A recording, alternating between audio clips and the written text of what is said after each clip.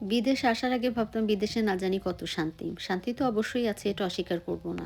কিন্তু এই শান্তি আর স্বস্তিতে থাকার জন্য যে কি পরিমাণ পরিশ্রম করতে হয়, তা তো বলে বোঝাবার মতো না। এখানে ঘরের যাবতীয় কাজ নিজেদের করা সহ একটু স্বস্তিতে থাকার জন্য কিন্তু ইনকামটাও করতে হয়। বাংলাদেশে থাকতে শপিং বা বাজার করে যখন আসতাম, তখন সিকিউরিটি গার্ড মামারা দৌড়ে আসতো। এসে হাতের ব্যাগটা ধরতো। ধরে লিফট পর্যন্ত এগিয়ে দিত। আবার যদি বেশি ভারী হতো তাহলে বাসায় তুলে দিত।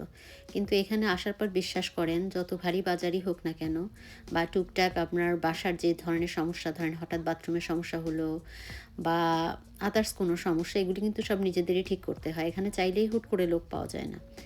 আমি টেমু থেকে একটা শোপিস হোল্ডার অর্ডার দিয়েছিলাম। যথারীতি পাট, পাট মতো চলে এসেছে আর আমি বসেছি এটাকে সেট করতে। শুরুর দিকে এটা আমার কাছে খুব ভেজাল মনে হতো। আর মনে হতো আল্লাহ! কোথায় এসে পড়লাম। এখানে তো কোনো হেল্পিং হ্যান্ড দূরের কথা। এগুলি তো মানে সেট করে দেওয়ার মতোও লোক নাই। এখন আমি আসলে অভ্যস্ত হয়ে গিয়েছি।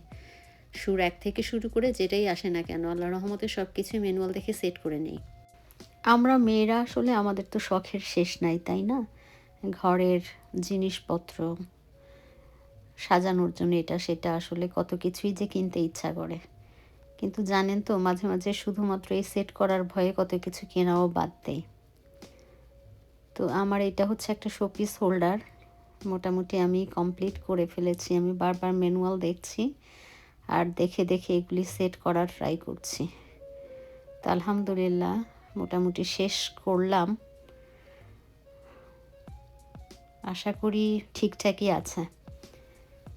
আর যারা এতক্ষণ ধৈর্য ধরে শুরু থেকে শেষ পর্যন্ত আমার ভিডিওটা দেখলেন, তাদেরকে জানাই আন্তরিক শুভেচ্ছা। ভালো থাকবেন সবাই। আসসালামু আলাইকুম। আল্লাহ হাফেজ।